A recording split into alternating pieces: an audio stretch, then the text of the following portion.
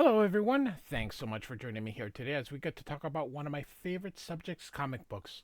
My name is Jose. I love comic books. I love talking about them. I love sharing them with you. Feel free to follow me on social media if you would like. Links are in the description below. I've also posted a link to the Marvel fan site that'll have plot synopsis for this issue that we're about to go to, as well as character bios. So we are continuing our way through Chris Claremont's era of the X titles. We are looking at X Men Annual Number 3 from 1979 by Chris Claremont, George Perez, and Terry Austin. Great cover here. Austin does ink this cover, but George Perez is not the cover penciler. The awesome attack of Archon. So, all right. And so we're in New York City, in Manhattan, and Hembeck deliveries. There was a gentleman by the name of Don Hembeck, and so that worked at Marvel. He's a writer, artist, a cartoonist, actually, and I love this Burns drafting equipment. So it's a summer Sunday morning in Manhattan, and just as they've done every Sunday for the past 40 years, barring newspaper strikes and vacations, Isidore and Ermagard Ooman are up before dawn collecting and collating the Sunday papers. He does look angry here, so must be because they're just throwing him out. So here we got our credits. Chris Claremont, George Perez, Terry Austin, Tom Orzechowski, Glynis Wayne, Roger Stern, and Jim Shooter. And so Irma says, "What you got there, Izzy? Anything interesting?" Daily Bugle, Daily News, Anna, times 200 each. You want interesting, Ima? Better you should read those comical books. So he barely glances at the headlines as he adds this latest batch to an already impressive stack. In 4 decades, 3 wars, 3 or 4 recessions, 1 presidential abdication, and a moonwalk, Easy Uman figures he's seen just about everything. He's quite wrong. Isidore, a lightning bolt. But how? There isn't a cloud in the sky. The eldritch bolt explodes upwards from the pavement, filling up with smoke and a sharp whip crack of sound, like the thunder god. Love Chris Claremont's writing. And when the smoke clears, Archon the Magnificent walks the streets of New York once more. So, a fire in the sky. So, yet again, the fates have brought me to this world I hate. But in those accursed hands lies the survival of my own world and of its people. Isidore, what is this? Who is this? How the heck should I know? Hey, mister, you one of the Fantastical Four or something? Emma, hush up. We don't want to bother the man now, do we? So, great splash page here by Perez. And so, Archon is leaving. Twice I have journeyed to Earth, once to destroy, once to conquer. Now it shrivels my soul to do so. I have come to beg. With a long, rangy stride, Archon moves across Fifth Avenue and then uptown to a mansion famous throughout the world ever since the day it became the home, the headquarters of the mighty Avengers. So he's walking toward Avengers Manor, and here comes Jarvis, and he's getting up. He's about to pick up. Look at that milk. I don't think they delivered milk back then.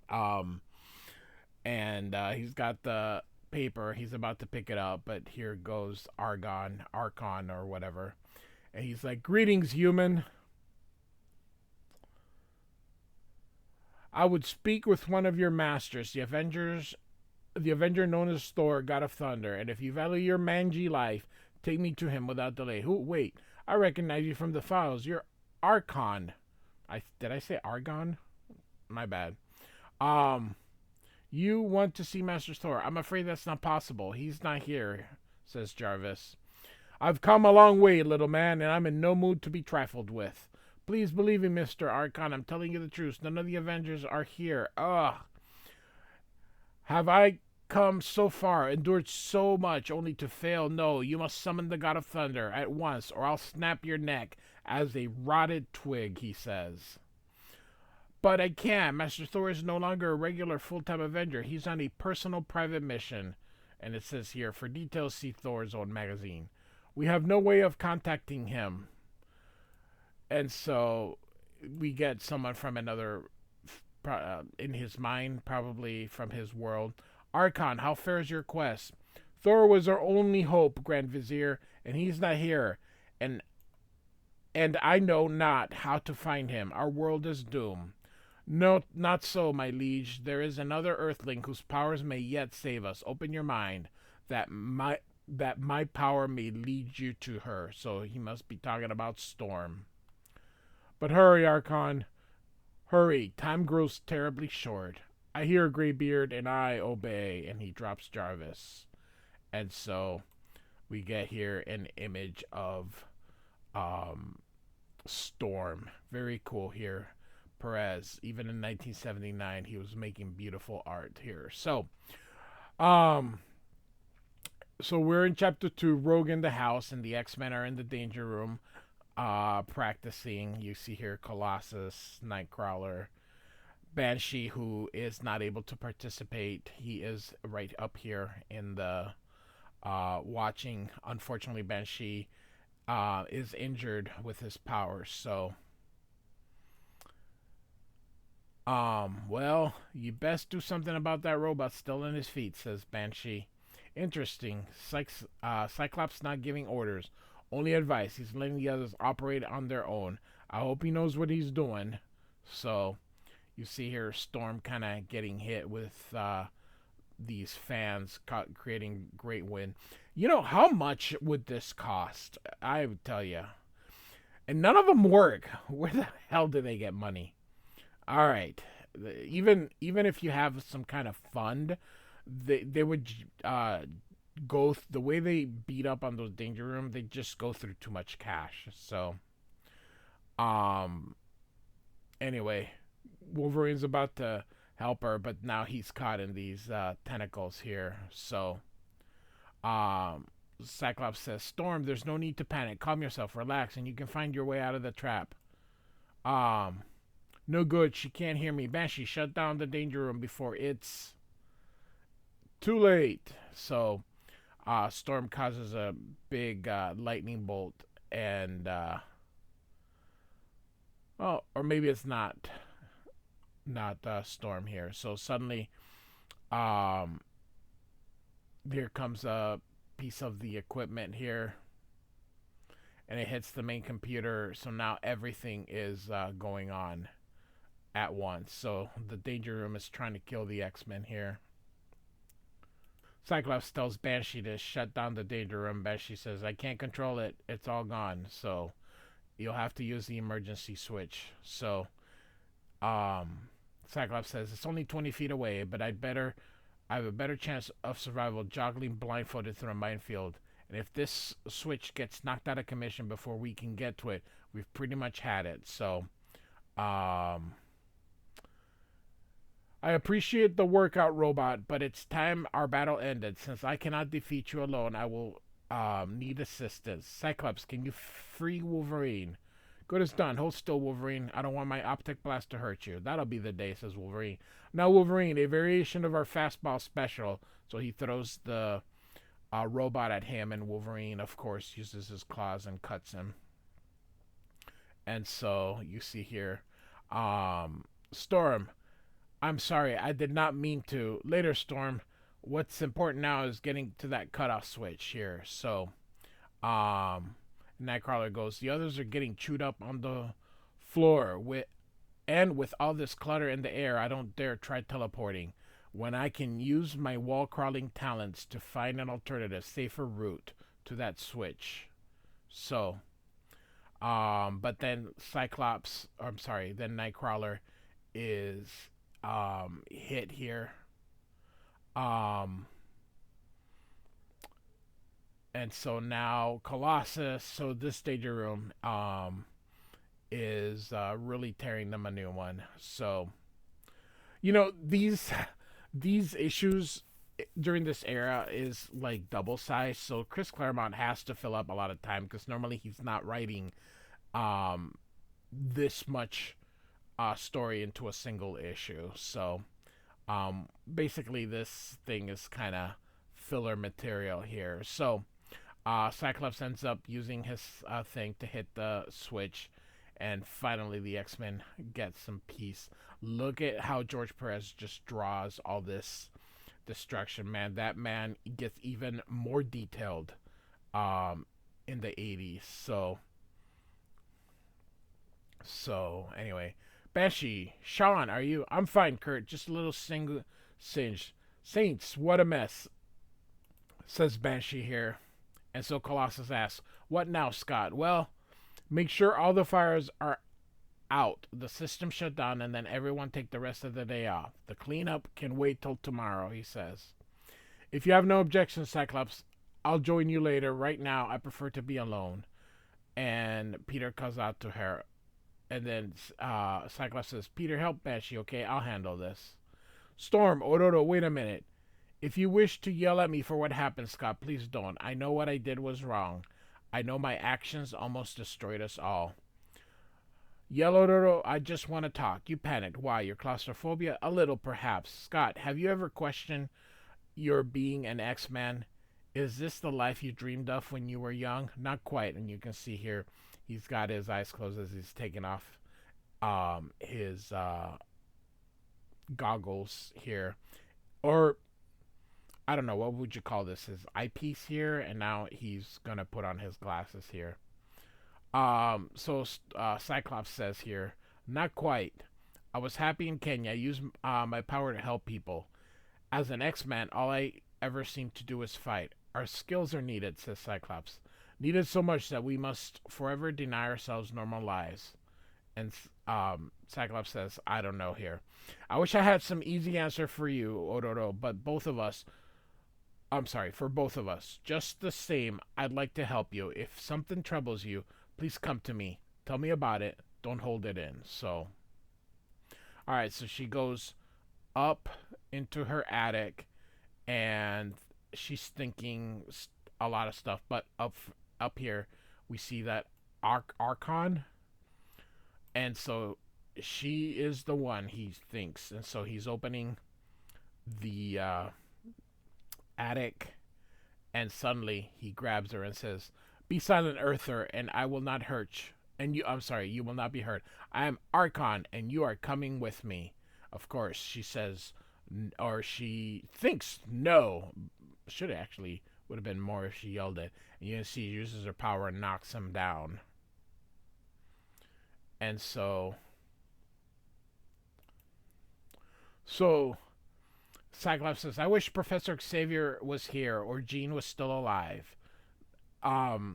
So this takes place before X-Men 125, it says here. So they, of course, still think they're dead from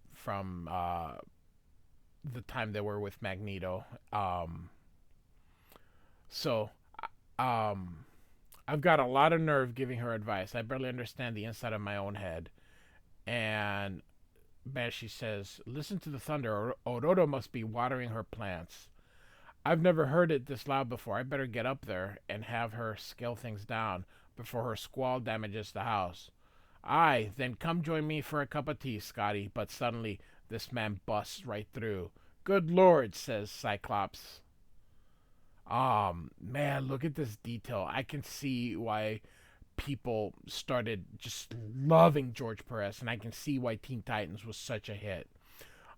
I'll warn you once, stripling. My mission is urgent. My need desperate. Get in my way, and you'll pay the price in blood. Archon, you're Archon. Who?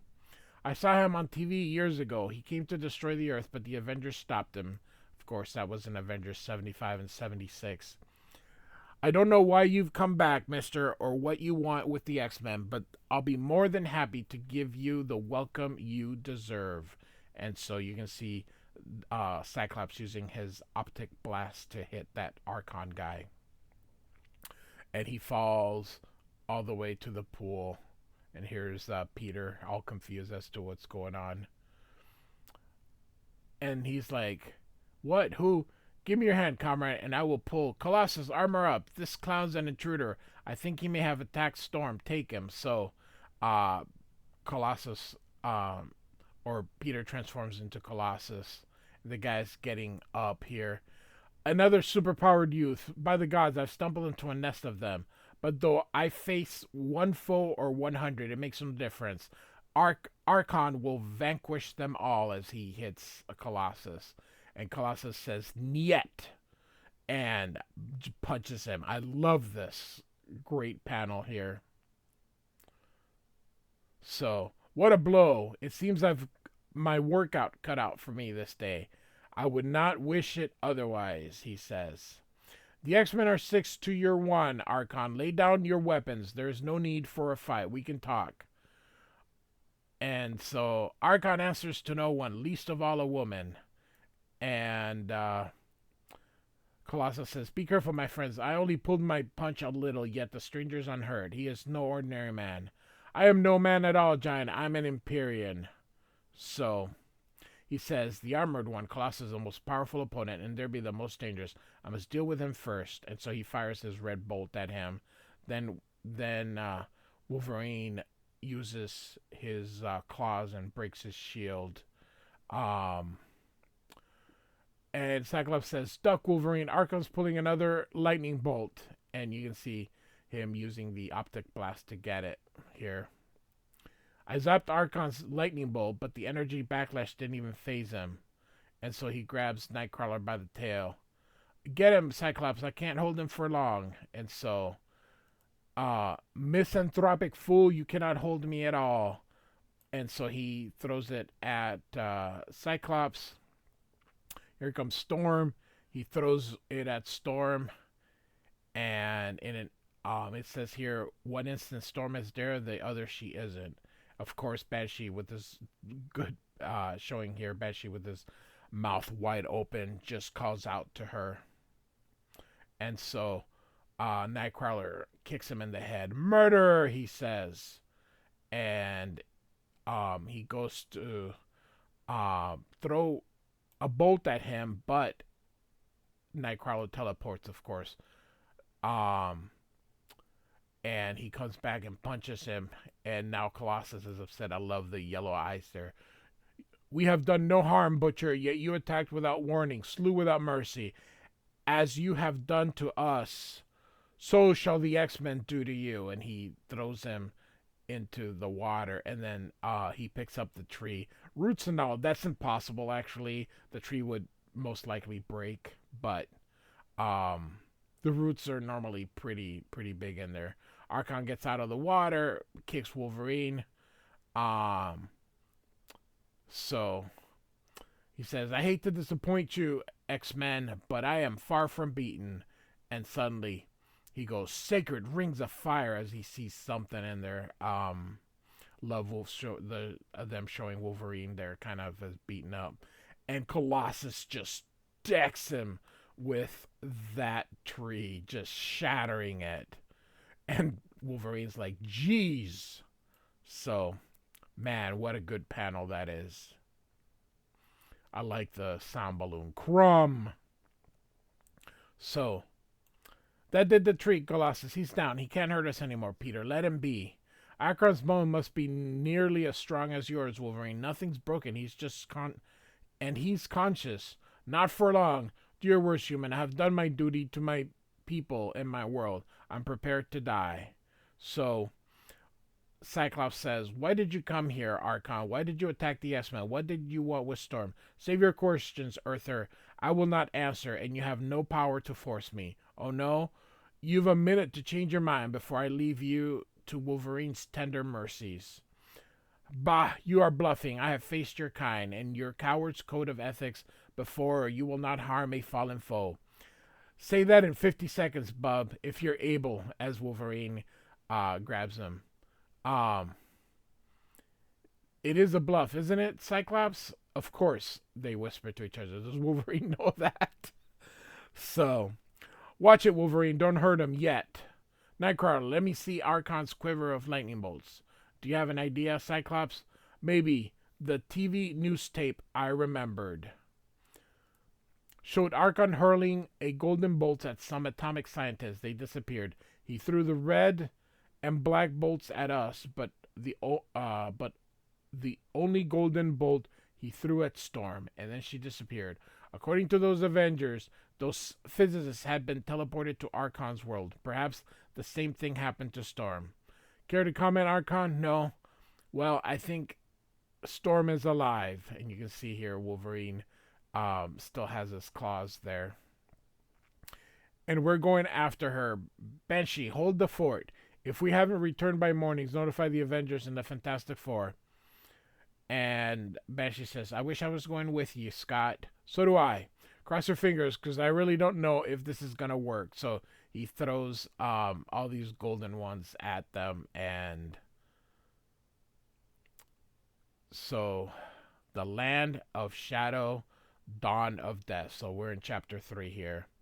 "Cyclops, it works," says Wolverine. And look at this panel.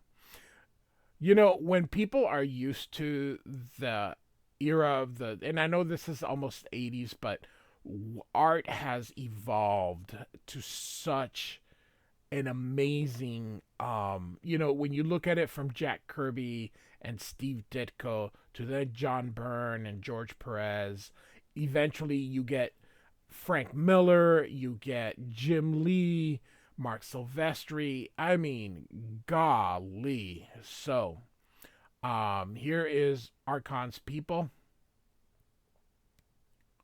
And so we got another double page here.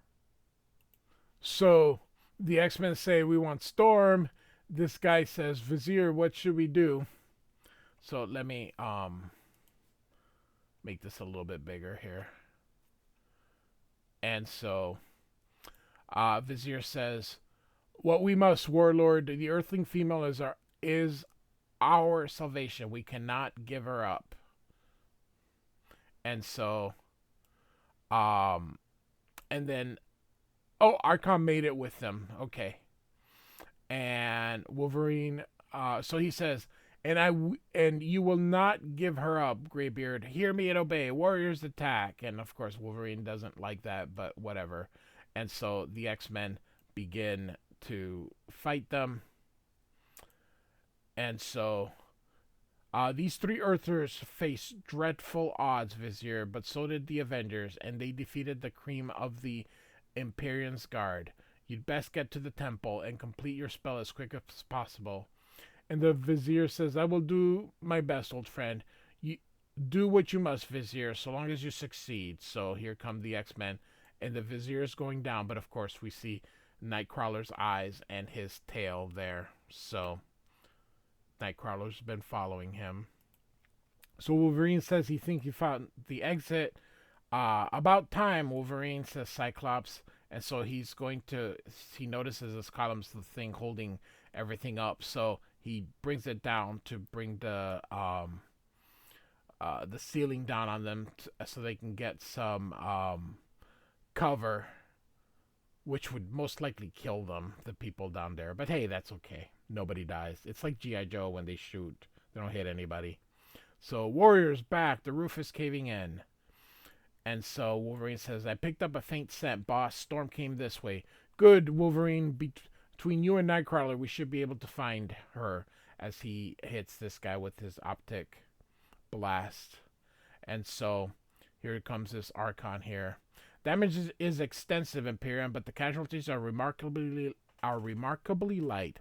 I, Warlord the X-Men. All that is, say Wolverine, do not believe in killing. Cyclops places shot well. Curse him. This way is completely blocked. We'll have to use the secret passage, my lord. That will take too long. Do not worry, Imperium. They won't get far. And so, um, they land, and here's another man. Oh man, Perez, beautiful artwork. So, and here goes that Vizier. Um, I'd hope it would not come to this, that we could have gained the aid we needed without resorting to violence, but ours are not the way of peace, and that is our pride and damnation.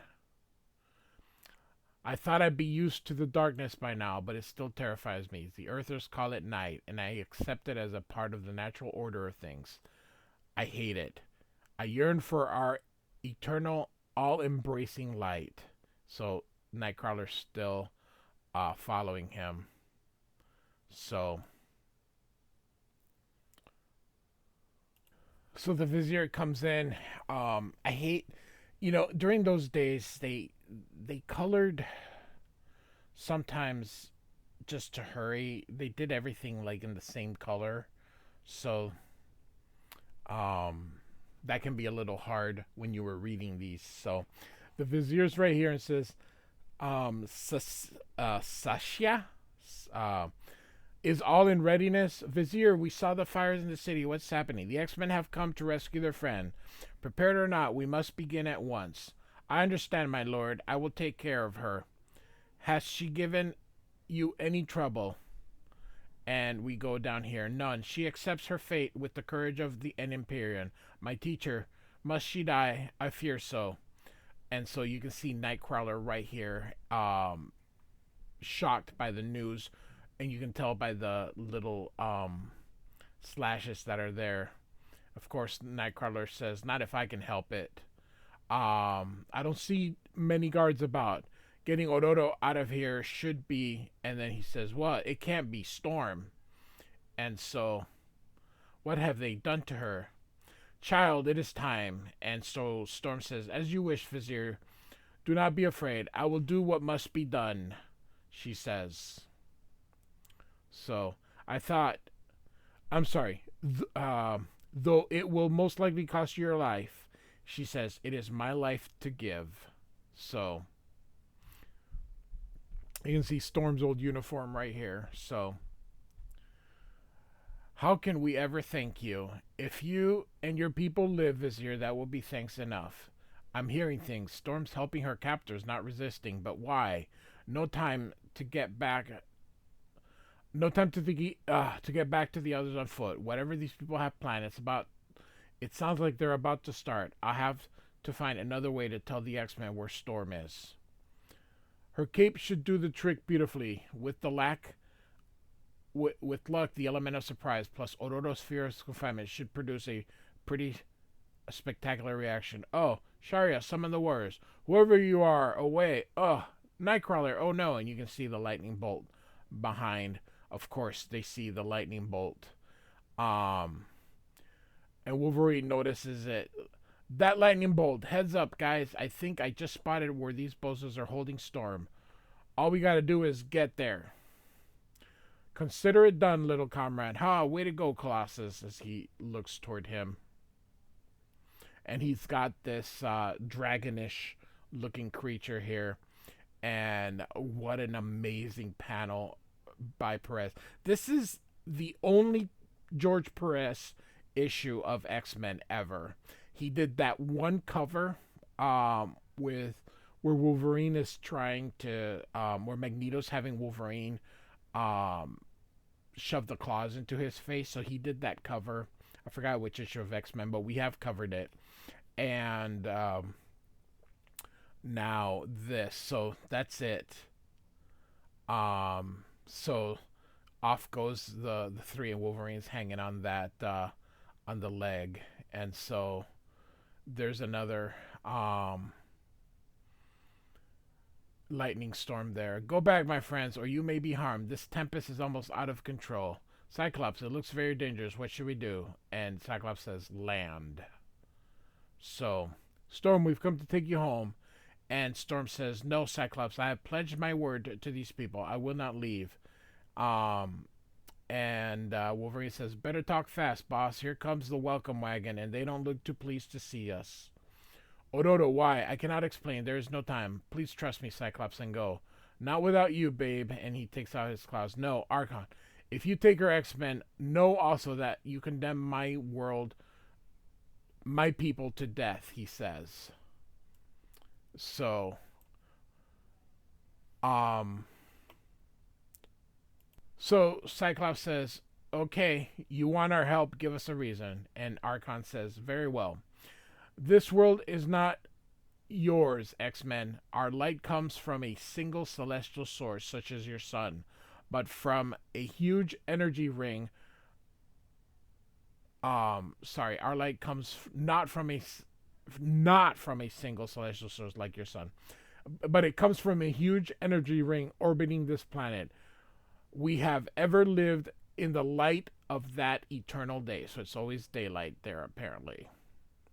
"But then our most ancient prophecies had foretold the rings began to disintegrate. Within a year, they were no more. And for the first time since creation, my warriors' race lived in darkness. We faced racial extinction.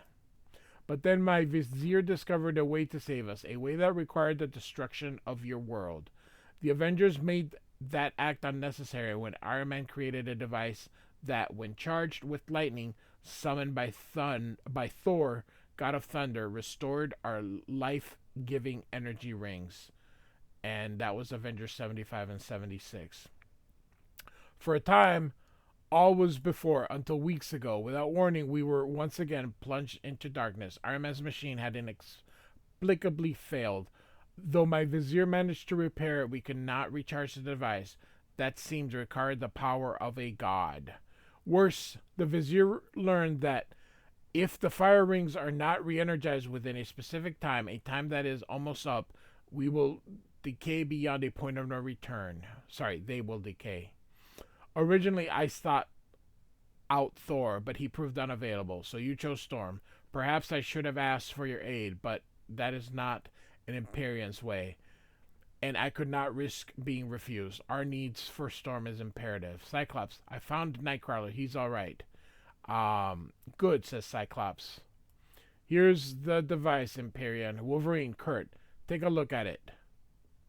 See if you can reset that gadget so it'll absorb optic blast instead of lightning. Psych, I'm a tinkerer. Sophisticated electronics work is way out of my league. I know, but there's no one else to do it. So, beautiful. If this sucker blows up in your face, Summers, don't say I didn't warn you. Alone, Storm, I don't think can succeed. This could kill you. But together, you and I might be able to pull it off." So, Nightcrawler says, "Whoever built this was a genius," which was Tony Stark. "Yeah, if he's so hot, how come it broke?" says Wolverine. Colossus, "You act as a ground, so none of Storm's power is wasted." All right. So he says, "Whenever you're ready, Storm, summon the lightning. Go for broke. Calm down as much as you can stand and hold it with you as long as possible." And she says, "I will try." And so you can see Colossus grounding her. And so, "Storm now," yells Cyclops. And so she releases that energy beam to him. And then they're like, "He still stands. He's in agony. Never have I beheld such courage." So, blast. "My fingers won't fit through this access panel. Quit griping when Nightcrawler. Just tell me what to do and prove Banshee wasn't wasting his time teaching you electronics." So, you see here Nightcrawler going through, and he says, "I can't hold it much longer. Wolverine, that's it. We're done. Then get to cover while I start the fireworks.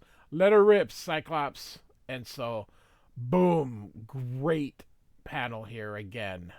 Man, George Perez, beautiful. So he hits that thing and re-energizes the rings, and so the people are happy.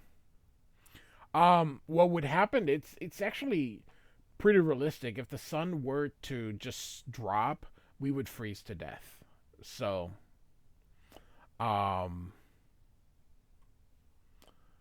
in time. So, there'd be a little warmth for a bit, but then Earth would freeze to death.